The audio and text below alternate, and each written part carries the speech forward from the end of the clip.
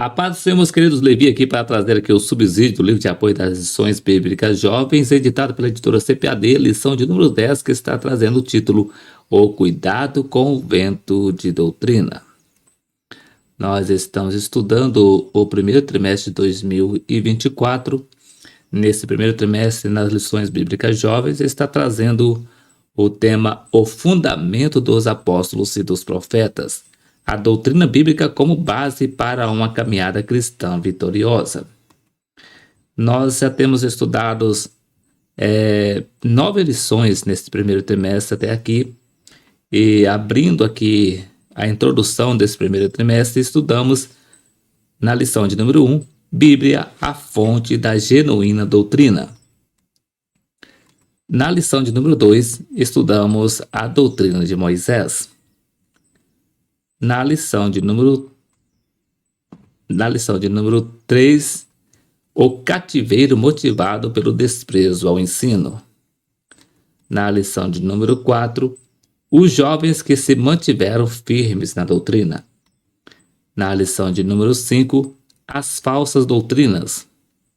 Na lição de número 6, a doutrina e o amor pelo Senhor. Na lição de número 7, a doutrina que dá vida e expulsa demônios. Na lição de número 8, a sã doutrina. Na lição de número 9, a doutrina dos apóstolos. E na lição de número 10, que é a próxima lição que estaremos estudando no próximo domingo, no dia 10 de março de 2024, estaremos estudando o tema O Cuidado com o Vento de Doutrina. O texto principal nos diz assim: Jesus respondeu e disse-lhes: A minha doutrina não é minha, mas daquele que me enviou. Se alguém quiser fazer a vontade dele, pela mesma doutrina conhecerá se ela é de Deus ou se falo de mim mesmo. João capítulo 7, versículo 16 e 17. Resumo da lição. As Escrituras Sagradas nos ajudam a identificar os falsos ensinos, nos preparando para resisti-los. O texto bíblico está registrado em Efésios, no capítulo 4, versículo 11 ao versículo 16, que diz assim: E ele mesmo deu uns para apóstolos, e outros para profetas, e outros para evangelistas, e outros para pastores e doutores, querendo o aperfeiçoamento dos santos, para a obra do ministério, para a edificação do corpo de Cristo, até que todos cheguemos à unidade da fé e ao conhecimento do Filho de Deus, a varão perfeito, à medida da estatura completa de Cristo, para que não sejamos mais meninos inconstantes, levados em roda por todo o vento de doutrina, pelo engano dos homens que, com astúcia, enganam fraudulosamente. Antes, seguindo a verdade em amor, cresçamos em tudo naquele que é a cabeça, Cristo, do qual todo o corpo, bem ajustado e ligado pelo auxílio de todas as juntas, segundo a justa operação de cada parte, faz o aumento do corpo para a sua edificação em amor. Introdução. Estamos estudando a respeito da preciosidade da doutrina bíblica e advertindo sobre os perigos das falsas doutrinas que conduzem as pessoas ao erro e às práticas pecaminosas. Na lição deste domingo, veremos uma análise a respeito do que a Bíblia chama de vento de doutrina, a fim de que esteja identificado, resistido e vencido. Vamos também ver como podemos identificar as atuais falsas doutrinas e como o crente pode e deve resistir aos seus ataques, mantendo assim o amor a Deus e a sua palavra acima de todas as coisas. No primeiro tópico vai trazer o título Tendências atuais das falsas doutrinas. No primeiro subtópico, Tempos pós-modernos. No segundo subtópico, Tempos de desconstruções. No terceiro subtópico, Espiritualidade sem vida. No segundo tópico, traz o título A Resistência do Crente. No primeiro subtópico, O Mundo a Ser Resistido. No segundo subtópico, Um Mundo Sem Fundamentos. No terceiro subtópico, a vitória que vence o mundo. No terceiro tópico traz o título Ame o Senhor, ame a sua palavra. O primeiro subtópico traz o título Criados para amar. No segundo subtópico, ame ao Senhor. No terceiro subtópico, ame a sua palavra. Vindo para o livro de apoio, está trazendo o título no capítulo 10, O Cuidado com o Vento de Doutrina. Além de indicar o caminho a ser seguido, a doutrina também cumpre a importante função de conduzir o crente ao longo desse caminho. Contudo, para que cumpra essa função com fidelidade e eficácia, é preciso que prestemos atenção máxima aos desvios doutrinários predominantes de um determinado tempo, com vistas a combatê-los, perseverando assim a saúde espiritual da Igreja de Cristo. A respeito desses desvios doutrinários, a Bíblia refere-se a eles de diferentes formas, como, por exemplo, vento de doutrina, usado por Paulo em Efésios capítulo 4, versículo 14. O termo usado pelo apóstolo tem a sua origem na expressão grega anemos, cujo sentido é vento, mas que nada tem a ver com o pneuma do Espírito Santo, pois aquele vento contraria a palavra de Deus, enquanto este é o sopro daquele que a inspirou. Logo, não pode e nem vai contrariá-la. Além disso, é preciso considerar que o termo vento traz a ideia de algo que passa. Logo, a implicação disso é de que, ao referir-se a vento de doutrina, Paulo falava de formas de engano que se manifestam de diferentes maneiras e segundo as tendências de cada tempo. Sendo assim, a cada tempo, a igreja deve estar atenta à necessidade de identificar quais são as tendências doutrinárias que se manifestam hoje, com a finalidade de oferecer as respostas adequadas e corretas a cada uma delas. Paulo afirma que o Evangelho é o poder de Deus para a salvação de todo aquele que crê, conforme citado em Romanos capítulo 1, versículo 16. A declaração de todo aquele que crê é uma clara indicação, além de outras coisas, de que a mensagem do Evangelho é eficaz a todas as pessoas de todos os tempos, independentemente dos anseios e dos dramas inerentes ao tempo em que vivem. Primeiro tópico: tendências atuais das falsas doutrinas. Os anseios, os dramas e as dificuldades do ser humano de todos os tempos têm no pecado a mesma causa, assim como a solução é a mesma para todos, a saber, reconciliar-se com Deus, resolvendo assim o problema da inimizade que o pecado causou. Isaías capítulo 59, versículo de 1 a 3 e Tiago capítulo 4, versículo 4. Os anseios humanos são os mesmos desde sempre, e somente Deus é capaz de suprir esses anseios, inclusive por meio da sua palavra. É nesse sentido que a doutrina apresenta-se como fundamental ao cumprir o papel de conduzir a pessoa ao centro da vontade de Deus, que beneficia o homem em todas as áreas da vida. Romanos capítulo 12, versículo 2. Essa é a razão pela qual o diabo apropria-se do método de desvirtuar e macular a doutrina genuína, promovendo ventos de doutrina com a finalidade de conduzir os homens ao caminho contrário, causando-lhes danos terríveis em um mundo, em muitos casos, irreversíveis. A igreja, portanto, deve usar todos os recursos possíveis e disponíveis no combate a esses desvios doutrinários. Para isso, é preciso que esses desvios sejam devidamente identificados, principalmente na sua natureza, para que, ao combatê-los, não seja feito apenas superficialmente, isto é, no seu efeito, mas nas suas causas. Sendo assim, esse tópico discorre basicamente sobre as tendências atuais das falsas doutrinas, quer dizer, como o vento de doutrina tem se manifestado na atualidade.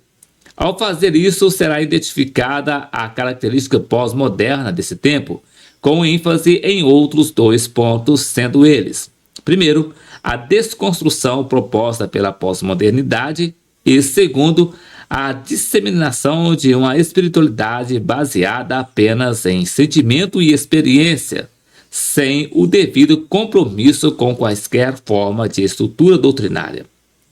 Primeiro subtópico: tempos pós-modernos. Por que a igreja deve identificar as tendências do seu tempo? O principal motivo por que a igreja deve estudar e conhecer o seu tempo é porque ela é chamada a cumprir a sua missão nesse tempo. Pois é impossível que a igreja seja útil e relevante sem conhecer os desafios da sua época. Sendo assim, conhecer o seu próprio tempo, além de estratégico, também é uma demonstração de amor pelas pessoas, já que assim fazendo, será possível atender às pessoas com a mensagem do Evangelho.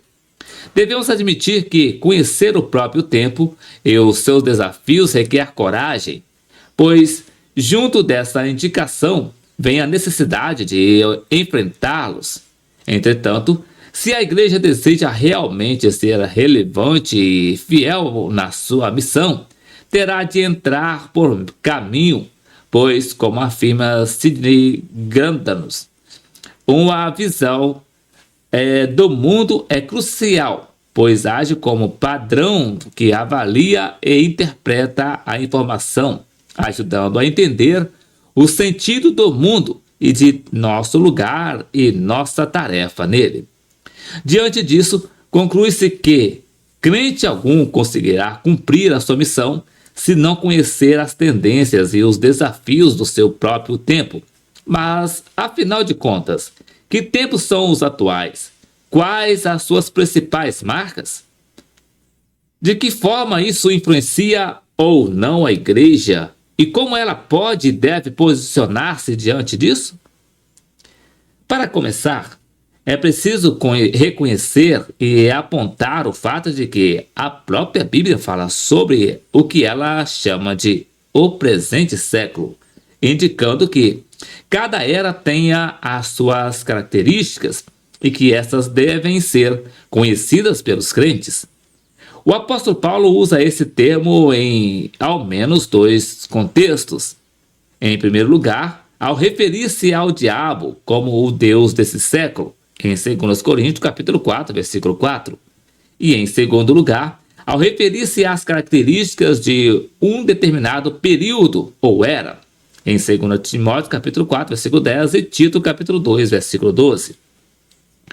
Ao juntar essas 2 formas usadas por Paulo, é possível notar que, em certa medida, o mundo está sob a influência do diabo, que estrategicamente dissemina conceitos, pensamentos e princípios a cada época, com a finalidade de contrariar a direção da palavra de Deus. Dito de outra forma, por meio do que a Bíblia chama de vento de doutrina. Portanto, ao buscar a identificação das características do tempo atual, conclui-se que ele tem sido chamado de pós-moderno. Não é tarefa fácil definir a pós-modernidade, principalmente pela complexidade da sua própria constituição, que basicamente ignora aquilo que é estrutural e definido. Contudo, ela tem sido tratada como o movimento da cultura que rejeita os valores da modernidade e vê com desconfiança os princípios racionais e universais. O mundo pós-moderno desvaloriza a lógica e o sentido das coisas, dando ênfase ao que foge à regra. A conclusão é que a igreja atual enfrenta os ataques voluntários ou involuntários de uma mentalidade que, dentre outras marcas, questiona e opõe-se a qualquer tipo de verdade pré-estabelecida, padrões consolidados, estruturas de crença e intelectualidade já existente. Além disso, a pós-modernidade é caracterizada pela busca desordenada pela experiência e pela espiritualidade, sem, contudo, o compromisso com quaisquer natureza de regra. Nesse sentido, o vento de doutrina a ser enfrentado e combatido pelas igrejas é basicamente formado pelo conceito pós-moderno, cuja finalidade principal é a de desconstruir o que se consolidou ao longo da história e que tem mantido a igreja na direção de honrar a Deus. Segundo subtópico, tempo de desconstruções. O mínimo de compreensão sobre o desdobramento da pós-modernidade depende, em certa medida, do conhecimento básico do seu desenvolvimento histórico, haja vista ser ela um movimento filosófico que se desenvolve dentro do tempo e do espaço, isto é, na história. A falência do pensamento moderno abriu espaço para que a pós-modernidade fosse estabelecida, e isso se deu pela elaboração do pensamento de muitos teóricos, dentre os quais se destacam Friedrich Nietzsche e Michel Foucault e Jacques Derrida. A famosa frase "Deus está morto" foi originalmente usada pelo filósofo germano Georg Wilhelm Friedrich Hegel, mas tornou-se mais conhecida pelo também alemão Friedrich Nietzsche.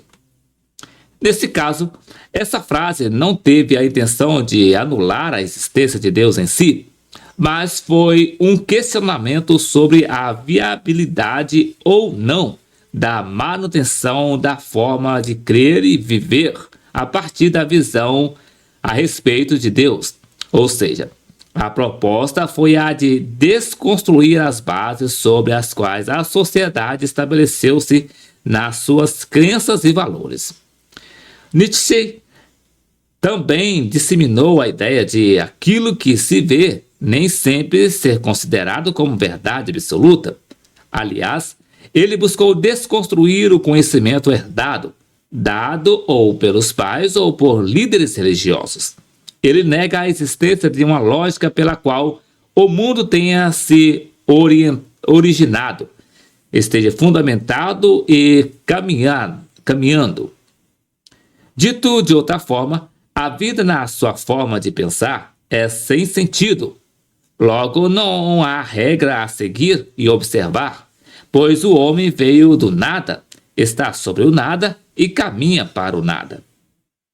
O teórico francês Michel Foucault também se destaca como um dos pais do pós-modernismo. A sua teoria afirmou-se mais em aspectos voltados à relação do homem com a palavra como fonte de conhecimento e de poder. Haja vista que, segundo as suas elaborações filosóficas, o que discursam não tem a intenção de ensinar e nem de comunicar conhecimento, sendo o seu principal objetivo perpetuar-se no poder, para que, assim, possam ter o domínio sobre as pessoas. Observe que, no pensamento de Foucault, a verdade não é absoluta e nem previamente estabelecida. A palavra é um mecanismo de domínio e não de transparência de conhecimento. Por fim, outro filósofo a ser analisado é o argentino Jacques Derrida. A sua elaboração filosófica resultou no chamado desconstrutivismo, cuja essência está na busca por desfazer toda e qualquer estrutura, principalmente a de que o homem tenha uma origem estrutural e que deve firmar-se em princípios pré-estabelecidos por alguma instituição, como a igreja e a família. A teoria de Derrida une-se aos dois anteriores, buscando anular a existência de um Deus que criou todas as coisas e estabeleceu princípios sobre os quais aqueles que querem viver em plena satisfação devem fundamentar a sua vida.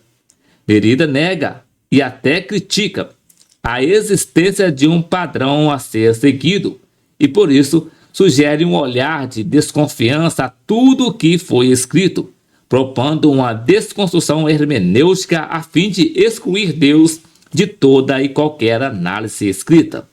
Sendo assim, a desconstrução do conhecimento herdado de Nietzsche e da palavra falada de Foucault e da palavra escrita de Derrida é a proposta básica da pós-modernidade na sua busca por anular o ensino transmitido da palavra de Deus, que é a base do cristianismo, sem contar a busca por anular a família tradicional na sua função pedagógica. Trata-se daquilo que Mark Driscoll chamou de a hermenêutica da serpente, conforme ele explica nas palavras abaixo. Nas páginas iniciais do livro de Gênesis, vemos que uma das primeiras artimanhas da serpente foi hermenêutica, por natureza. Embora não procurasse afastar a palavra de Deus de nossos princípios dos primeiros pais, Adão e Eva, a serpente, e em vez disso, procurou mudar o significado daquilo que Deus tinha dito. Tristemente, a serpente utiliza suas velhas artimanhas desde então. Terceiro subtópico: espiritualidade sem vida. A pós-modernidade não é um movimento intelectual, apenas pelo contrário. Ela materializa-se na vida das pessoas integralmente, isto é, em todas as suas formas e áreas. Uma das principais áreas que a pós-modernidade afeta é a da espiritualidade. Afinal de contas, o diabo atacará tudo que diz respeito à relação do homem com Deus, pois esse é o seu maior objetivo com os desvios doutrinários. De uma forma bem específica, a espiritualidade cristã está fundamentada na experiência pessoal e real do cristão com o seu Senhor. Experiência esta que influencia a forma como se crê e se relaciona com Deus, a maneira de pensar, a existência humana, assim como se relacionar com as pessoas e com o mundo exterior. Dito de outra forma, a espiritualidade cristã é a vida espiritual na prática, referindo-se às evidências dos fundamentos e princípios cristãos. Diante disso, percebe-se que a espiritualidade cristã lida com a complexa relação entre o invisível e o visível, o sobrenatural e o natural, ou ainda o divino e o humano. A espiritualidade cristã é moldada pelas Escrituras e obedece a princípios doutrinários sob a perspectiva bíblica, cujos frutos manifestam-se na vida prática e não somente na experiência individual do crente. Com o seu projeto de desconstrução, a pós-modernidade não deixa de propor uma reavaliação da espiritualidade, propondo uma espiritualidade desconectada da doutrina bíblica e, consequentemente, separada e distanciada da igreja. A mentalidade pós-moderna não nega a importância e o lugar da espiritualidade, mas apregoa que é possível manter relação com Deus e com o sobrenatural sem ter relação duráveis e sólidas com a igreja e com a doutrina bíblica. Em uma análise mais aprofundada, esse aspecto da pós-modernidade está vinculado ao egocentrismo e ao individualismo. Com as suas raízes no egocentrismo e na busca por autonomia, a espiritualidade divorciada da ortodoxia bíblica é um dos males mais nocivos da pós-modernidade, pois, aliada ao engano religioso, a pessoa é influenciada a pensar que é possível andar com Deus sem que haja a necessidade de qualquer nível de compromisso com a sua doutrina e com a própria igreja. Sendo assim, a igreja é desafiada a mostrar o caminho a ser seguido por aqueles que desejam honrar ao Senhor e dar respostas a essa geração, E isso começa, sobretudo, pela capacidade de resistência por parte dos discípulos de Jesus. Segundo tópico, a resistência do crente.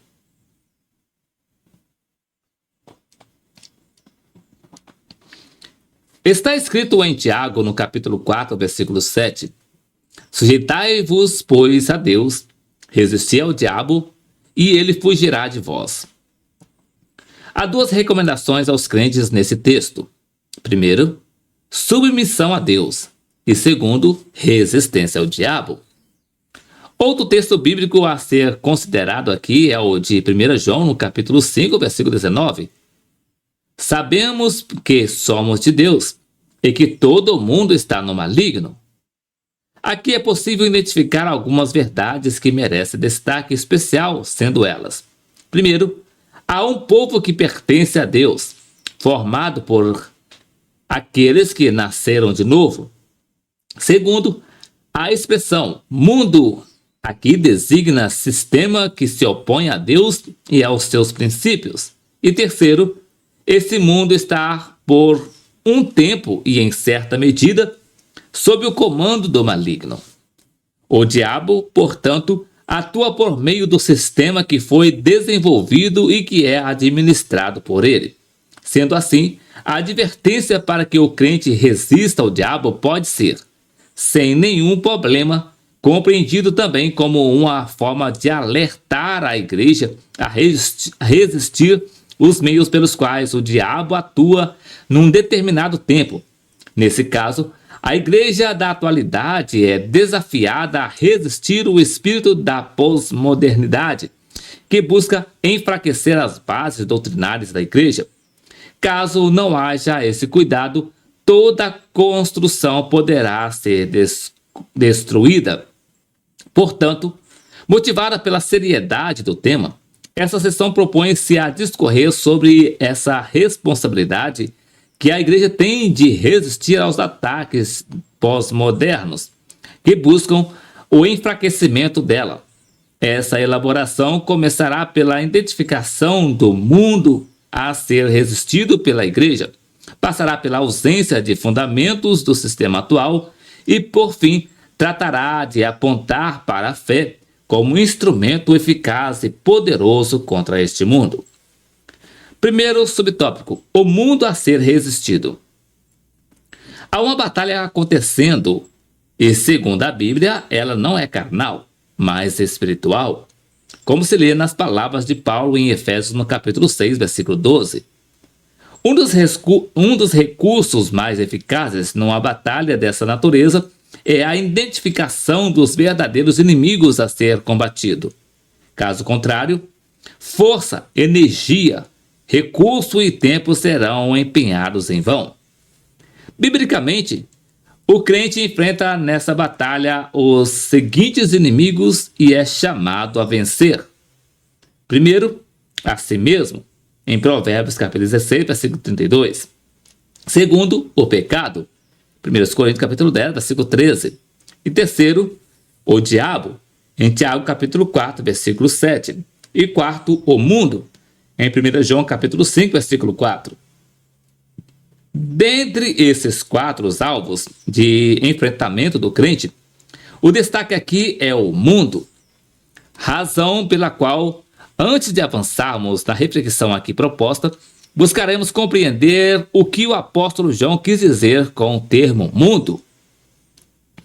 A palavra mundo na Bíblia tem algumas variações, mas aqui ela vem do grego cosmos, que literalmente quer dizer algo ordenado, e que aqui também assume uma relação com o sistema ordenado, ou ainda sistema mundano. Esse sistema representa muito bem o espírito do anticristo, cuja principal marca é a de ser contra tudo que se chama Deus, segundo Tessalonicenses capítulo 2, versículo 4. Esse mundo, portanto, é inimigo de Deus, do seu povo e da sua palavra. Uma vez identificado o mundo como um dos principais alvos a ser resistido pelo crente, faz-se necessário conhecer a forma pela qual isso é possível. O mundo a ser resistido é o sistema vigente, implantado pelo Deus desse século, segundo os Coríntios capítulo 4, versículo 4, cuja marca principal é a de oposição a Deus e aos seus princípios. E é somente pela fé genuína que o crente poderá resistir adequadamente a este mundo, honrando a Deus e cumprindo a sua missão, mesmo no mundo sem padrões e sem fundamentos sólidos. Segundo subtópico: um mundo sem fundamentos. Embora já tenha sido apresentados alguns elementos que caracterizam o mundo a ser combatido e resistido pela igreja na atualidade, é preciso que haja uma ampliação na busca por identificar a marca desse sistema que se opõe a Deus. Afinal de contas, é por esse sistema que a fé cristã é testada e desafiada, e é diante dele que o crente é desafiado a permanecer fiel a Deus e à sua palavra. O já falecido sociólogo Zygmunt Bauman caracterizou esse tempo como sociedade líquida, que nas suas explicações se trata de um período fluido, no qual não há nada sólido, nem mesmo nas relações das pessoas. Há quem diga que a doutrina cristã tenta sobreviver a esse caos social e moral da atualidade. Entretanto, a doutrina bíblica nunca morrerá, pois a sua fonte é eterna e inesgotável. Na verdade, a doutrina cristã é desafiada a cumprir o seu papel dentro do contexto descrito acima, ou seja, ela deve ser ensinada, propagada e honrada pela igreja, de tal forma que, por meio de suas bases inegociáveis, a igreja permaneça como coluna e firmeza da verdade. 1 Timóteo capítulo 3, versículo 15. Evidentemente que esse tempo exige esforço por parte dos fiéis. Não foi à toa que o apóstolo Paulo referiu-se a esse período, certamente de forma profética, de tempos trabalhosos, em 2 Timóteo capítulo 3, versículo 1 ao versículo 9. Esse não é um drama exclusivo dos fiéis que viveram nos dias de Paulo, muito menos dos que vivem hoje, pois no período do Antigo Testamento é possível perceber que os que amam a Deus também foram testados por meio dos dilemas inerentes ao seu tempo, inclusive na ausência de fundamentos sólidos, como se lê em Salmos de número 11, verso 3. Na verdade, que já os fundamentos se transtornam. Que podem fazer o justo? Na mesma direção segue o texto de Salmos 82, no verso 5, que diz: eles nada sabem, nem entendem, andam em trevas. Todos os fundamentos da terra vacilam. Somam-se a esses dois textos poéticos as palavras dramáticas do profeta Abacuque, quando viu as dificuldades dos seus dias. Por esta causa a lei se afrouxa, e a sentença nunca sai, porque o ímpio cerca o justo e sai o juízo pervertido. Abacuque capítulo 1, versículo 4.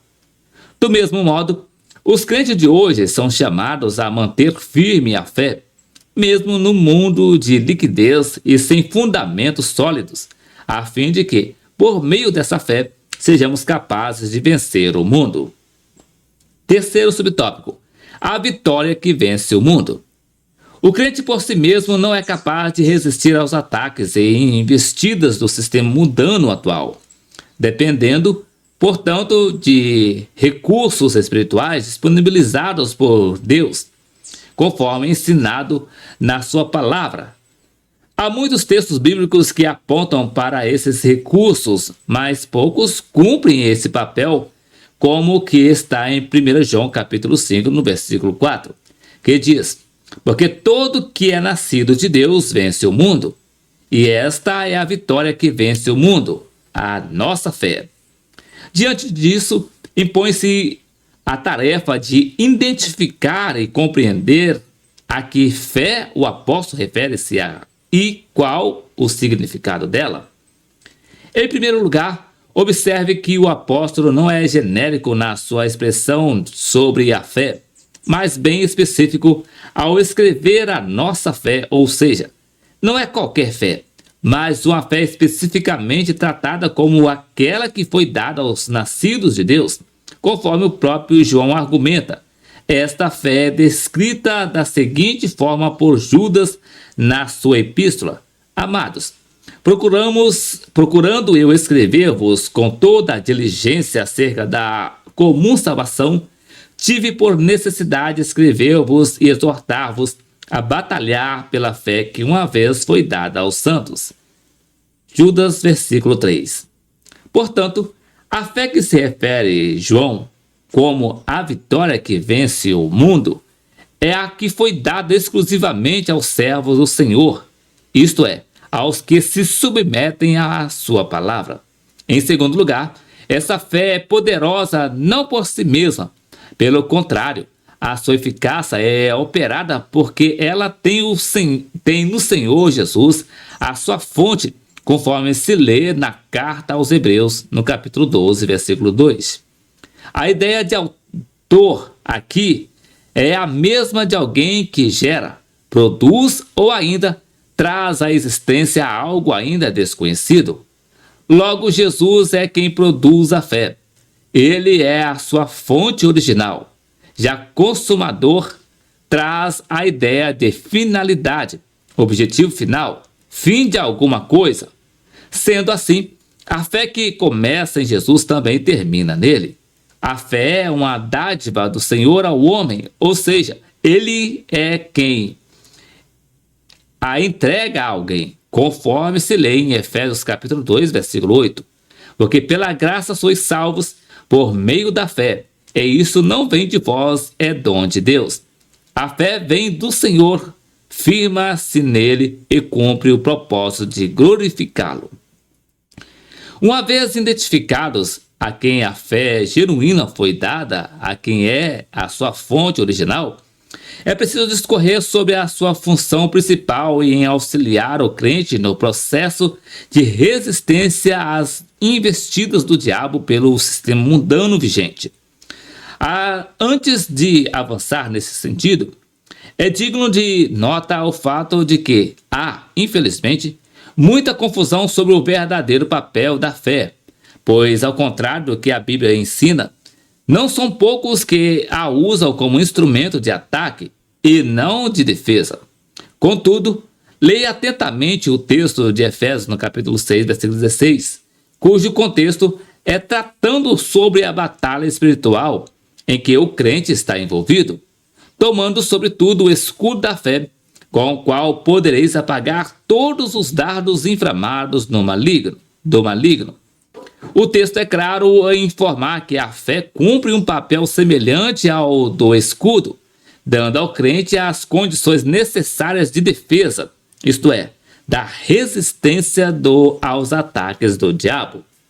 Seguindo nessa mesma direção, e não poderia ser diferente, o escritor aos Hebreus apresenta a definição de fé como estrutura de firmeza e garantia ao crente diante de quaisquer circunstâncias a que ele for submetido como servo do Senhor. Hebreus capítulo 11, versículo 1. De volta ao texto em que o salmista fala dos fundamentos abalados, note que, assim que ele constata essa triste realidade, faz a seguinte declaração: o Senhor está no seu santo templo, o trono do Senhor está nos céus, os seus olhos estão atentos e as suas pálpebras provam os filhos dos homens. Salmos de número 11, verso 4.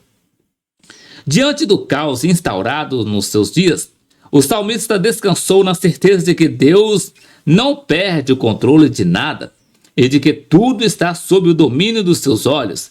Evidentemente, isto é fruto da verdadeira fé. É só por essa fé que o crente alcançará a vitória, pois ela garante-lhe a firmeza necessária para resistir ao sistema atual, que luta contra tudo que é de Deus, tentando distrair o que com as suas ofertas.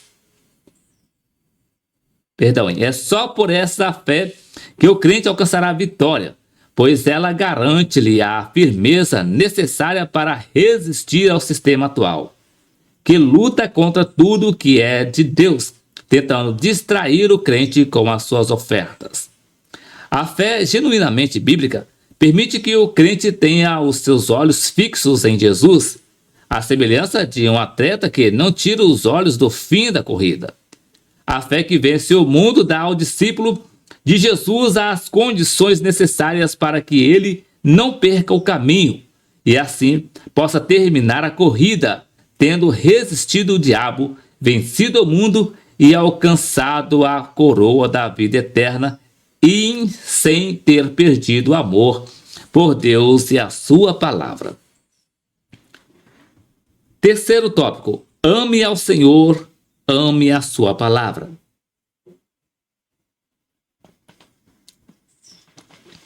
É digno de nota o fato de que a Bíblia indica que tudo o que envolve a vida do cristão deve convergir na virtude do amor. A esse respeito, note as seguintes informações bíblicas. Primeiro, a lei é cumprida à medida que o crente ama. Romanos capítulo 3, versículo 8. E segundo, a lei é cumprida no amor. Gálatas capítulo 5, versículo 14.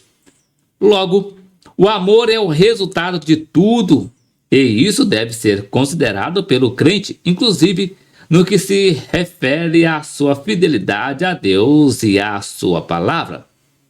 Note a importância disso no fato de que os 10 mandamentos entregues por Deus a Moisés, além de outros propósitos, visava tornar o caráter de Deus conhecido não somente em Israel, mas também em todas as nações da terra.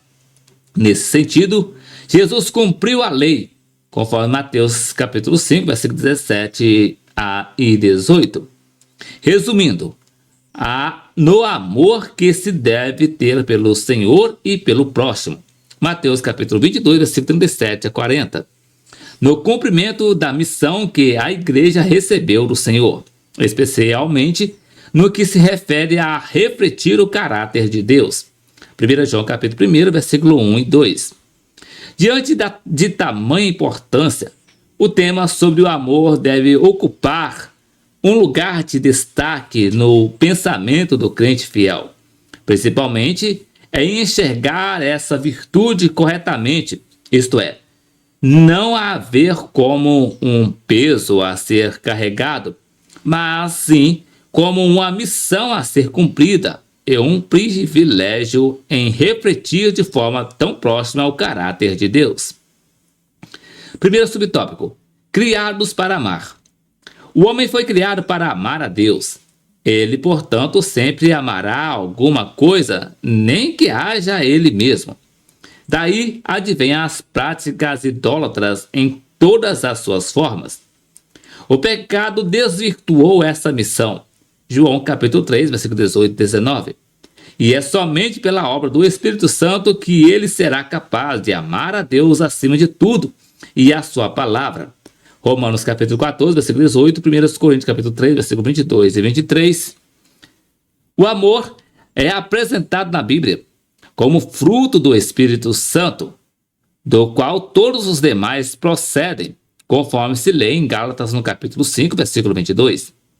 Mas o fruto do Espírito é amor, gozo, paz, longanimidade, benignidade, bondade, fé, mansidão, temperança. A ideia de fruto traz o entendimento de algo que nasce naturalmente, isto é, a partir de um processo natural e não forçado. O amor desvirtuado ou ainda empregado na direção errada traz consigo terríveis consequências e trágicas situações.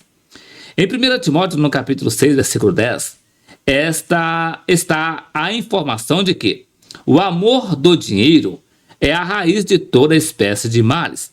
E nessa cobiça, alguns se desviaram da fé e se transpassaram a si mesmo com muitas dores.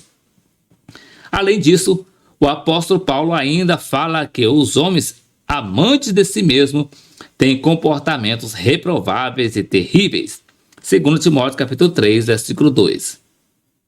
Há termos correlatos à expressão amor, como que é encontrado em 1 Tessalonicenses no capítulo 2, versículo 8.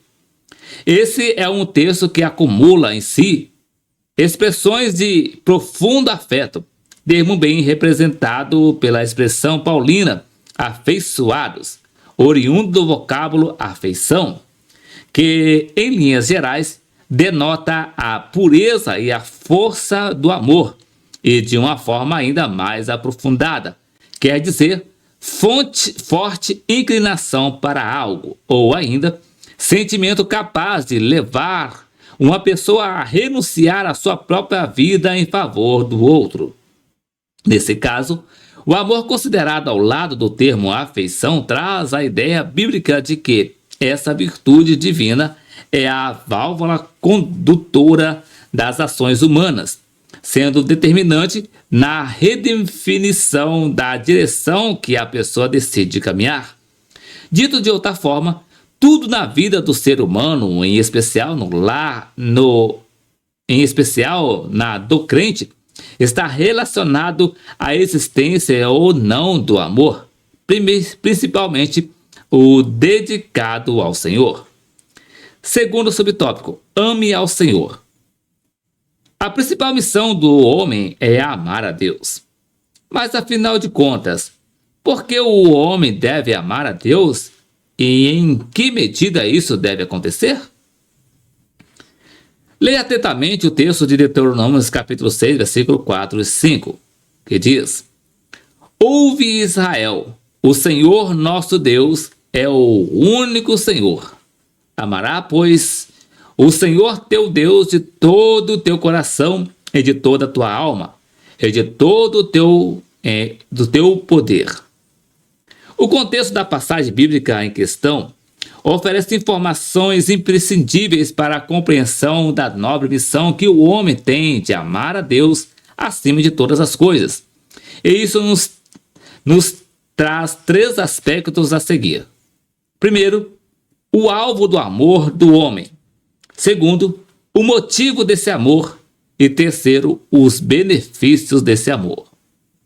Em primeiro lugar, o texto deixa claro que o objetivo de amor do homem deve ser este amor deve ser integral, envolvendo a totalidade do ser representado nas expressões coração, alma e força. Em segundo lugar, o motivo pelo qual o homem deve amar a Deus está implícito no texto, no sentido de que, conforme analisado anteriormente, o homem foi criado com esse propósito, mas também está explícito na expressão do versículo 4, em que Deus, que deve ser amado pelo homem, é apresentado como o único Senhor.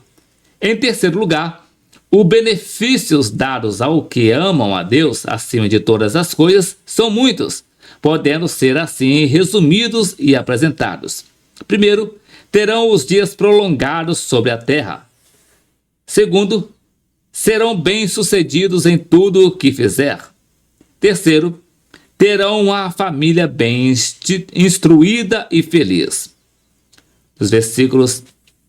E quarto, serão guardados quando se manifestar a ira de Deus. E quinto, alcançarão as promessas de Deus. O texto acima é tão significativo que o Senhor Jesus utilizou-se da sua mensagem para reafirmar o compromisso do homem em amar a Deus, acrescentando-lhe a exigência de que esse amor estenda-se às pessoas também, conforme se lê em Lucas no capítulo 10, versículo 27. As epístolas também tratam a esse respeito, confirmando assim o aspecto doutrinário desse compromisso de o homem amar a Deus, e isso de diferentes formas, como se vê. Primeiro, os que amam a Deus desfrutam dos benefícios da soberania de Deus em conduzir as suas vidas em triunfo. Romanos capítulo 8, versículo 28. Segundo, os que amam a Deus são portadores de promessas eternas e inigualáveis. 1 Coríntios capítulo 2, versículo 9. Terceiro, os que amam a Deus são por ele conhecidos. 1 Coríntios capítulo 8, versículo 3. E quarto, os que amam ao Senhor têm a promessa de serem guardados pela graça divina. Efésios capítulo 6, versículo 24. Todas essas verdades, somadas às outras ensinadas nas Escrituras, deixam claro que amar a Deus é mais do que um compromisso e um privilégio que o homem recebeu do Criador. Trata-se também de uma necessidade vital, ou seja, trata-se de algo que lhe é essencial. Amar a Deus, como se tem visto até aqui, torna-se uma arma poderosa de resistência do crente às tendências atuais de ventos de doutrina, já que, por amar a Deus, o crente buscará honrá-lo em tudo, inclusive em fidelidade e obediência à sua palavra, que também deve ser objeto de amor do homem. Terceiro subtópico: ame a sua palavra. O amor a Deus está intimamente ligado ao amor pela sua palavra. É impossível amar a Deus sem que haja amor pela sua palavra. Assim como o inverso também é impossível. No Antigo Testamento, em especial, nas passagens que o Senhor transmitia a sua palavra aos profetas, é muito comum ler expressões como a de Jeremias, no capítulo 1, versículo 4, que diz: assim veio a mim a palavra do Senhor. E isso implica em dizer que, de certa forma, o próprio Deus dirigiu-se ao profeta, já que ele não está separado da sua palavra. Deus é propagado por meio da sua palavra. Logo, ambos são indissociáveis, ou seja, Deus está onde a sua palavra também está. Do mesmo modo que, onde a sua palavra é proclamada com fidelidade, ali o Senhor está. O amor genuíno por Deus depende inquestionavelmente do amor pela sua palavra. Nesse sentido, o amor à palavra de Deus também se torna uma arma poderosa e eficaz de resistência ao vento de doutrina desse tempo, como se lê em Salmos de número 119, os versos de número 97, 101 e 104. O amor pela palavra de Deus resulta, primeiro, na meditação contínua nas suas verdades. Segundo, no desvio e na rejeição do que contraria o que a palavra de Deus ensina, e isso de forma intelectual, como prova de amor verdadeiro. E terceiro, na rejeição de tudo o que tenta falsificar ou macular a genuína verdade da palavra de Deus. Isto é, qualquer tipo de falsidade doutrinária. Diante de tudo isso, a palavra de Deus, como objeto de amor do crente, certamente o levará a amar a Deus acima de todas as coisas. E isso lhe favorecerá na sua tarefa de resistir aos ataques do diabo, que é a semelhança de outros tempos. Continua a soprar todo tipo de vento de doutrina, com a finalidade de desvirtuar e desviar a Igreja de Cristo do caminho a ser seguido, em concordância com o padrão estabelecido na sua santa palavra. Portanto, a Igreja é chamada a amar a Deus e a sua palavra, resistindo aos ventos atuais que tentam desconstruir o que está estabelecido nas eternas palavras do Senhor, com a certeza de que, conforme disse Jesus, e sobre esta pedra edificarei a minha igreja, e as portas do inferno não prevalecerão contra elas. Mateus capítulo 16, versículo 18. Voltando para a lição, a conclusão, ela nos diz assim: o diabo não desistiu de disseminar desvios doutrinários no meio da igreja, com o intuito de promover o seu enfraquecimento espiritual. Percebe-se também que as suas formas são atualizadas conforme o tempo, o que impõe à igreja o desafio de identificar as tendências atuais das falsas doutrinas. Essa lição apontou que, atualmente, A pós-modernidade representa a essência desses desvios e que somente por meio da fé genuína é que o crente resistirá aos ataques desse tempo. A igreja deve fortalecer-se na fé, renovar o seu amor para com Deus e a sua palavra. Então, meus queridos, isso aqui foi o subsídio do livro de apoio das lições bíblicas jovens, editado pela editora CPAD, lição de número 10, que trouxe o título O Cuidado com o Vento de Doutrina. Na próxima semana, se o Senhor Jesus nos permitir, regressaremos aqui para trazer aqui o subsídio do livro de apoio das lições bíblicas jovens, lição de número 11, que vai estar trazendo o título A Doutrina Deve Fazer Parte do Culto. Que Deus abençoe a sua vida e até o próximo vídeo, querendo o Senhor Jesus.